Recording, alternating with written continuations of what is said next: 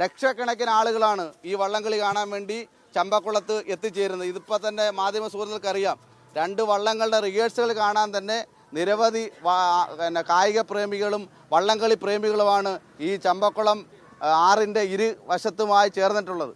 അപ്പോൾ ഇതെല്ലാം പറയുമ്പോൾ കുട്ടനാടിന് അവധി ലഭിക്കാതിരുന്ന മാത്രമല്ല, അവധി കൊടുക്കണമെന്ന് നിയമസഭയിൽ നിയമപരമായി പറയേണ്ട മുഖ്യമന്ത്രി ഇരുന്നതിന് ശേഷം കാണിച്ചത് അങ്ങേയറ്റത്തെ ധിക്കാരപരമായ നിലപാടാണ്. ഈ ധിക്കാരപരമായ നിലപാട് പ്രതിഷേധിച്ചുകൊണ്ടാണ് ഇന്ന് മൂലം ജലോത്സവസമിതിയുടെ ഫാൻസ് ക്ലബിൻ്റെ നേതൃത്വത്തിൽ ഇത്തരത്തിലേക്കുള്ള പ്രതിഷേധം, മുഖ്യമന്ത്രിയുടെ കോലം കത്തിച്ചുള്ള പ്രതിഷേധം ഇവിടെ സംഘടിപ്പിക്കുന്നത്.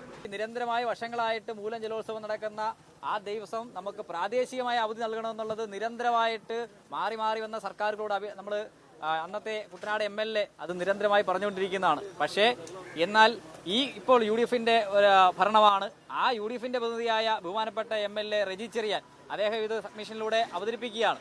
കുട്ടനാട്ടിലെ ജനങ്ങൾക്ക് വള്ളംകളി സുഖമായി കാണുവാൻ, എല്ലാവർക്കും ആ ആഘോഷത്തിൻ്റെ ഭാഗമാകുവാൻ പ്രാദേശിക അവധി നൽകണമെന്ന് പറയുമ്പോൾ വളരെ ലാഘവത്തോടുകൂടി, നമുക്കറിയാം ബഹുമാനപ്പെട്ട VD സതീശൻ മുഖ്യമന്ത്രി അദ്ദേഹം ആ ഒരു കാര്യം അത് പരിഗണിക്കാമെന്ന് പറയുകയും എഴുന്നേറ്റ് ഇരുന്ന് കഴിയുമ്പോൾ അദ്ദേഹത്തിൻ്റെ നിറം മാറുകയാണ്. അതായത് അദ്ദേഹത്തിൻ്റെ കപടമായ മുഖം വെളിയിൽ വരിക എന്നുള്ളതാണ് നമ്മളിത് മനസ്സിലാക്കേണ്ടത്. അദ്ദേഹത്തിൻ്റെ കഴിഞ്ഞ കാലങ്ങളിലുള്ള എല്ലാ കാര്യങ്ങളും നമ്മളിപ്പോൾ കാണാം. പ്രതിപക്ഷ നേതാവായിരുന്നപ്പോൾ ഒരു തരത്തിൽ അദ്ദേഹം കാര്യങ്ങൾ പറയുന്നു, തിരിച്ച് മുഖ്യമന്ത്രിയായപ്പോൾ അതിനെല്ലാം ഘടകവിരുദ്ധമായ രീതിയിലാണ് അദ്ദേഹം പറയുന്നത്. അതേ രീതിയിൽ തന്നെയാണ് അദ്ദേഹം ഈ ജലോത്സവ പ്രേമികളോടും കാണിച്ചത്.